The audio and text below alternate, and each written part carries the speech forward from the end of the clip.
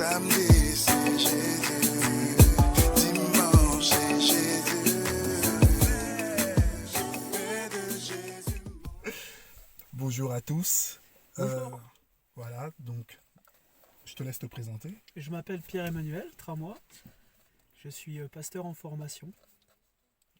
D'accord. Moi, j'aurais voulu savoir, j'aurais voulu que tu nous puisses nous partager déjà ton témoignage, d'une part, mais que tu puisses aussi nous parler un peu de pourquoi, de ta vocation, de ton parcours, de qu'est-ce qui fait que aujourd'hui, comme tu as pu le dire, tu es pasteur en formation. Qu'est-ce qui t'a poussé aussi à cet appel et, et pour finir, comment tu peux aussi encourager les autres personnes Ouais. dans leur appel et dans leur vocation aussi. Donc, j'aurais souhaité voilà, que tu nous en dises un peu plus. Alors déjà, ma conversion, comment j'ai donné ma vie à Dieu. Mes parents, qui étaient chrétiens, nous ont éduqués, moi et mon frère et mes deux sœurs, dans les voies du Seigneur. On a connu le Seigneur tôt, mais on a fait une expérience dans ma famille, mes parents. Ils ont pour un temps laissé la main du Seigneur. Ils n'ont pas choisi de continuer à suivre le Seigneur. Et ce qui s'est passé, c'est que mon père est tombé malade un jour. Et alors ma mère, elle a prié pour lui avec l'église. Et elle a sollicité l'église. Le pasteur est venu voilà, prier pour mon père. Et ce qui s'est passé, c'est qu'il a été guéri. Alors qu'il était en soins intensifs, il a été guéri. Guéri dans son corps, puis aussi guéri dans son corps, car il était aussi alcoolique. Dans les temps où il a laissé la main du Seigneur, il est tombé dans l'alcoolisme. Et ce qui s'est passé, c'est que mes parents, le fait que voilà, mon père change, ils se sont aussi leur couple a été restauré. Et moi, ça m'a touché, ça a touché mon cœur. Mais il a fallu encore 2 ans avant que je puisse naître de nouveau, comme la Bible l'enseigne. Et alors qu'un soir, j'étais avec un ami chez lui, j'avais bu de l'alcool et j'avais fumé du shit. Ce qui s'est passé, c'est que je me suis écroulé dans le lit. Et là, il y a une parole qui est venue sur mon cœur. C'est ne serais-tu pas plus heureux si tu décidais de me suivre. Et là, ça a été comme une révélation dans ma vie. À ce moment-là, en fait, quand j'ai reçu cette parole, j'avais l'image de ma vie qui passait devant moi. Ce que j'étais devenu, un drogué, un alcoolique, quelqu'un qui voilà, méprise ses parents, les déshonore. Je volais aussi mes parents. Et donc j'avais 18 ans, à ce moment-là, j'avais pas de travail, j'avais pas de perspective d'avenir pour ma vie et j'étais malheureux en fait. Et j'ai compris ce soir-là que le choix m'incombait, que le Seigneur me donnait de faire un choix, celui de le suivre ou pas de le suivre. Et j'ai choisi à ce moment-là de le suivre. Et dans mon cœur, quand j'ai choisi de le suivre, mon corps a été restauré, j'ai pu me relever. Alors que j'étais dans la chambre de mon ami, je ne pouvais plus me lever à cause de l'alcool et la drogue. Et j'ai pu me relever. Et mon ami m'a ramené chez moi, pardon. Et donc je suis rentré chez moi, je me suis installé dans mon canapé et j'ai fait cette prière au Seigneur. Oui, je te donne mon cœur, je te donne ma vie, c'est le meilleur, je le sais. J'ai connu le Seigneur petit, donc c'est pour ça aussi que j'ai eu cette démarche de foi, parce que je connaissais l'amour de Dieu, cet amour qui a été manifesté à la croix, où Jésus-Christ, le Fils de Dieu, a donné sa vie pour mes péchés. Et donc voilà, et je suis allé à l'église où le pasteur prêchait la parole de Dieu et il rendait témoignage de l'amour de Dieu, de la restauration, la guérison divine dans la vie de ceux qui ont foi en Jésus. Et ce qui s'est passé, c'est que moi, au fur et à mesure des cultes, j'adorais Dieu, je louais Dieu, je pleurais sur mes péchés, je lui demandais pardon.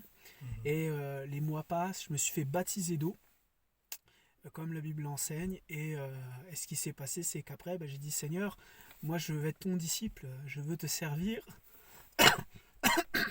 Excusez-moi, je veux te servir et je veux le faire de tout mon cœur. Et voilà, j'ai demandé au Seigneur, qu'est-ce que tu veux que je fasse, et Dieu m'a montré au fur et à mesure que je devais m'engager pour lui, toute ma vie, à chaque instant. C'est pas le service, c'est pas que à l'église, c'est pas que quand on va au culte, mais c'est à chaque instant de notre vie. Être un disciple, c'est 24 heures sur 24, 7 jours sur 7, comme on dit. Amen. Et ce qui s'est passé, c'est que alors que j'étais dans un culte, le Seigneur, il m'a dit, tu vois tes frères et sœurs. Il m'a touché vraiment par la puissance de son esprit. Il m'a convaincu que je devais donner ma vie pour mes frères et sœurs, que je devais me donner au service pour eux. Et à ce moment-là, Dieu m'a dit, ben voilà ce que tu vas faire, tu vas les servir, tu vas les aimer. Et à ce moment-là, ben moi ce que j'avais dans mon cœur, c'est en fait de me donner, de servir avec mon cœur, de servir avec mon amour, avec les dons et les talents qu'il m'a confiés. Au fur et à mesure de ma marche avec le Seigneur, j'ai développé des dons dans la louange. J'ai fait partie de la chorale, ce qui m'a permis aussi de chanter juste et de pouvoir aussi par la suite conduire des chants. J'ai appris la guitare aussi et le Seigneur m'a permis, d'ailleurs un accident que j'ai eu, je me suis cassé le tibia péroné et pendant ce temps, je me posais cette question, mais pourquoi le Seigneur, tu as permis cela? Mais en fait, oui, je sais maintenant, c'est que pendant ces 2-3 mois de convalescence que j'ai eu, je jouais de la guitare 3-4 heures par jour. D'accord. Et j'ai pu apprendre vraiment assez rapidement la guitare. Et du coup, je pouvais après conduire la louange avec la guitare le dimanche. Et J'ai une question juste à te poser dedans. Euh, Est-ce que toi, au fond de toi, tu savais finalement que tu as toujours eu cet appel du Seigneur en fait? Même quand tu t'es éloigné, parce que je te dis en même temps, moi dans mon témoignage, j'ai eu, comme moi j'appelle ça des vacances spirituelles. J'ai eu le temps aussi, je suis parti dans le monde, mais au fond de moi, même si je repoussais, en fait j'étais même plus violent que ceux qui étaient incrédules aux choses du Seigneur, parce qu'au fond de moi il y avait cet appel-là ouais. qui était présent. Donc c'est-à-dire que j'avais une honte si quelqu'un prêchait, si quelqu'un... En fait, il y avait ça qui était là. Est-ce que toi, au fond de toi, t'entendais ce cri, en fait, dans ta personne qui était toujours là, même dans tout ce que tu faisais? Alors moi, ce qui s'est passé, c'est que, comme je te disais, Mhm. comme je vous disais, il y a 18, donc j'avais 18 ans hein, comme j'ai donné mon cœur au Seigneur. Mhm. Et systématiquement, en fait, je me suis engagé dans le service. Et j'ai jamais rejeté l'appel que Dieu mettait sur moi. J'ai jamais repoussé cet appel-là. J'ai été accompagné par des frères, des pasteurs Mhm. qui ont été sages aussi, qui ont été dans, dans le discernement pour voir aussi quel était l'appel que j'avais reçu. Et je peux dire maintenant que c'est un appel pastoral, à être pasteur, D'accord. berger dans l'église. Maintenant, je crois, oui, que parfois, ça serait plutôt l'inverse, où on veut précipiter les choses, tu vois. Oui. On veut précipiter voilà, l'appel qu'on a reçu du Seigneur, mais le Seigneur, il veut nous former. Il veut avant tout former notre cœur. Il est dit dans la parole de Dieu, dans Samuel, je crois, qu'il a trouvé un homme selon son cœur. Il parle de Samuel. Et avant tout, il veut former notre cœur pour que notre cœur il soit à la ressemblance de Christ. Et moi, je crois que j'étais peut-être fougueux. Je voulais aller peut-être trop vite. Mais j'ai bien été accompagné par des pasteurs sages, je crois, qui ont su voilà, pas me mettre trop voilà, en avant, pas trop en arrière aussi, et qui m'ont sollicité dans l'œuvre de Dieu. Je crois que c'est aussi la conduite de Dieu dans ce sens-là. Et même à présent, je suis en formation, donc encore soumis, enfin on sera toujours soumis les uns aux autres, mais je suis aussi sous la conduite d'un formateur. Et je dois veiller, garder et, et me soumettre dans la conduite quoi, de la formation. Bon, on travaille beaucoup, on est sur 4 églises, Ok. donc on a quand même du travail. Donc il y a du travail pastoral. Mais tu trouves ça, toi, et dans ton parcours, dans ce que tu es passé, même dans ta formation actuelle, ça t'a appris l'humilité? Oui, ah oui, ah oui, oui. Parle-nous-en un peu. Quel type d'humilité L'humilité. tu as pu acquérir au fil du temps? C'était... explique-nous un peu, quoi. C'est quoi? Est-ce que c'était te rabaisser, te taire? En fait, c'est quoi exactement? Mhm. C'est sous quelle forme? L'humilité, je peux donner par exemple une expérience. J'ai travaillé, donc je suis maçon, donc je Ok. travaille dans le bâtiment. Ok. Et si vous voulez, moi avant de me convertir, j'étais très caractériel, je me laissais pas faire du tout. Et quand j'ai donné ma vie au Seigneur, j'ai compris que l'amour, le respect, l'humilité, c'est la marque du serviteur de Dieu, du disciple. Et ce qui s'est passé, c'est que dans les entreprises où j'ai travaillé, je subissais beaucoup de moqueries, j'étais rabaissé, des fois humilié, et ça m'a appris, oui, certainement à, à me confier dans le Seigneur, mais aussi à m'humilier. Et un jour, en fait, alors que je pensais être humble, le Seigneur a permis à un de mes formateurs de me dire quelque chose qui était visible sur ma personne. D'accord. Et, euh, et en fait, je l'ai très mal pris. Et j'ai même résisté. J'ai même, j'ai refusé ce que la personne me disait. Et j'étais même arrogant. Et alors qu'on se croit peut-être humble, mais en fait, celui qui veille pas sur son cœur, eh ben, il peut tomber. Mm. Et ce qui s'est passé, c'est que ça m'a appris quelque chose. C'est que même quand on nous dit quelque chose de juste, d'injuste, à l'image de Christ, il faut savoir écouter, comprendre pourquoi la personne nous a dit ça et des fois et bien souvent ne rien répondre et laisser le Seigneur, voilà, faire son œuvre dans le cœur de la personne. Et l'orgueil, je pense que c'est du tac au tac, c'est notre propre justice, ça nous touche nous au fond de nous.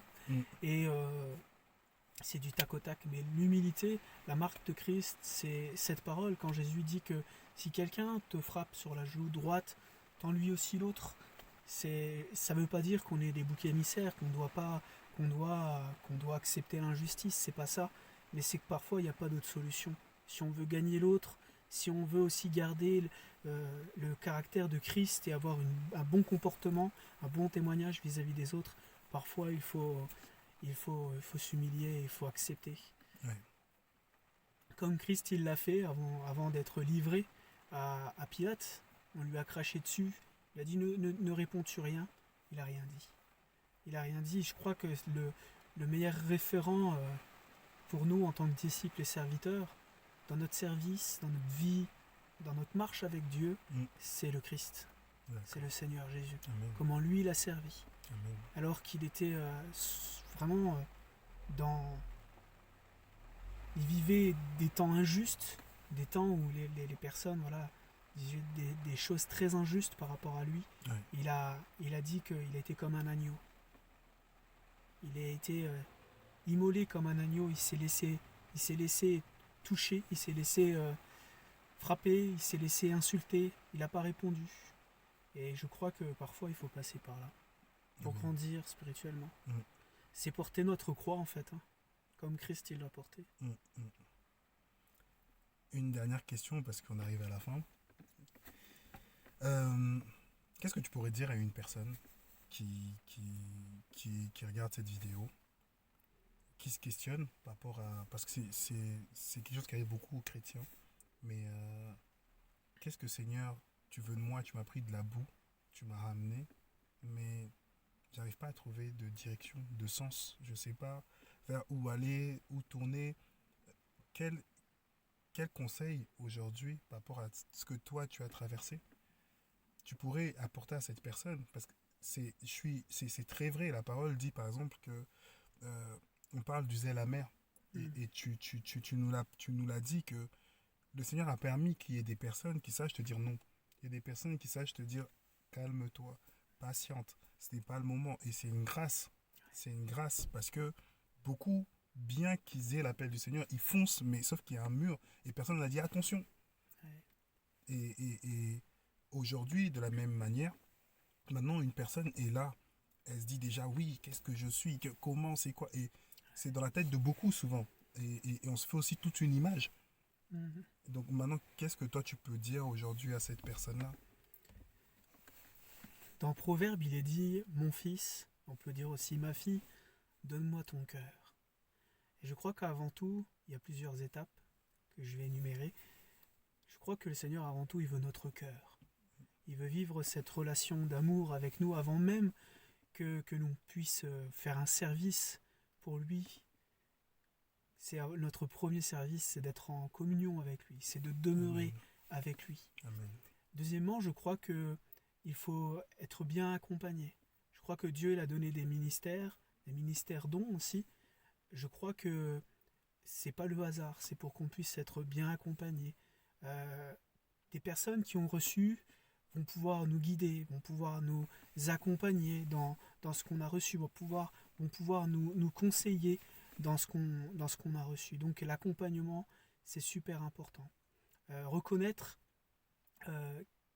quelqu'un qui peut nous conseiller, quelqu'un qu'on sait, il va pouvoir nous fortifier par des paroles, qui va pouvoir aussi comme être un mentor envers nous, c'est super important quand on veut servir le Seigneur. Et je dirais, la troisième des choses, c'est d'y aller, c'est de s'engager, c'est d'être fidèle dans les petites choses. Amen. Je crois que c'est dans la parole, il est dit que faut être fidèle dans les petites choses pour que Dieu puisse nous en donner de plus grandes. Et moi, dans mon parcours, par exemple, je fais une petite parenthèse, mais le premier service que j'ai fait dans mon église, c'était le ménage. Amen. Et je fais toujours le ménage. Amen. Alors que je suis en formation pastorale, je fais toujours le ménage à l'église. Et au fur et à mesure, le Seigneur il a ouvert des portes. Donc il faut s'engager. La Bible elle dit aussi que ce que ta main droite trouve à faire, faut qu'elle le fasse. Je ne sais pas si c'est la droite ou la gauche, mais en tout cas, ce que ta main voit il ne faut faire... pas que la main gauche le sache. Oui, voilà. Et oui. Mais il y a aussi ce que ta main voit, il faut qu'elle le fasse. Ouais. Enfin voilà, vous m'avez compris, quoi. Ouais. J'aime beaucoup ce que tu as dit, tu sais. C'est la petite histoire pour finir, mais je l'ai racontée à plusieurs aussi, cette histoire, parce qu'elle m'a beaucoup marqué. Un jour, dans une assemblée en Afrique, un jour, il y a une prophétie.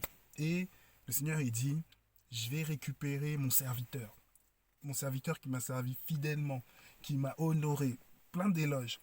Et le pasteur, il commence à dire, ouais, bon, les amis, le Seigneur, il va me récupérer, je vais partir. Il commence à donner les recommandations à chacun. J'ai travaillé, j'ai œuvré, etc. Dans l'assemblée, il y avait un homme qui n'avait pas de logement, mais qui dormait là. Cet homme, il était assez âgé, mais tous les jours, il nettoyait les chaises, il balayait. Quand les autres, en fait, bonjour, mais il priait pour tenir dans la prière. En fait, il intercédait pour l'assemblée, il était à la brèche pour l'assemblée. Ouais. Alors, cet homme est tombé malade. Des frères de l'assemblée sont partis le voir à l'hôpital. Quand ils sont partis, ils ont commencé à prier, paf, l'esprit de prophétie vient. Je vous ai déjà dit que je vais récupérer mon serviteur. Arrêtez de prier pour lui, c'est moi qui ai choisi de le prendre maintenant, il a travaillé fidèlement pour moi. Et cet homme est parti. Il se regardait, il disait, mais c'est pas le pasteur. C'est pas le pasteur. Et comme quoi, en fait, souvent, c'est vrai, et ça, c'est vraiment, j'aime vraiment ce que tu as dit, et ce que tu fais, et même moi, je t'encourage aussi dedans. Le Seigneur, il regarde l'intention du cœur. Et nous, dans notre royaume, la règle, c'est que celui qui va être le plus grand doit être le plus petit. Et quand on fait les tâches en se voyant devant les hommes comme étant plus petits, c'est là qu'on grandit en fait dans le royaume. Et c'est vraiment, beaucoup ne le savent pas. Des fois, je questionne des personnes, je disais, en fait, des fois, là où tu viens le dimanche, là où tu t'assois, il y a quelqu'un qui a nettoyé. Mais tu ne considères pas celui qui vient, qui parle avec éloquence. C'est pas lui le plus grand devant le Seigneur. Parfois, c'est celui qui balaye, même s'il manque du papier toilette. C'est celui qui dit, pour le Seigneur, mes frères et sœurs, ils ne doivent pas manquer. C'est celui-là, en fait. Et vraiment, ça, c'est beau. Et ça, c'est dans notre royaume. Et ce qui m'encourage, c'est que au ciel, si on rencontre Moïse, Abraham, ils ne seront pas des stars. Ouais. Mais ils vont dire, mon frère, je suis à ton service. Waouh, toi, Abraham, tu es à mon service. Mais c'est comme ça dans notre royaume. Ouais. On considère, en fait. Il y a de la considération. Et vraiment, que le Seigneur soit béni. Merci beaucoup pour ce partage, pour ce temps qui, je crois, va aussi encourager les personnes. En tout cas, et je te dis à bientôt. Ben merci. Merci, ciao. Au revoir.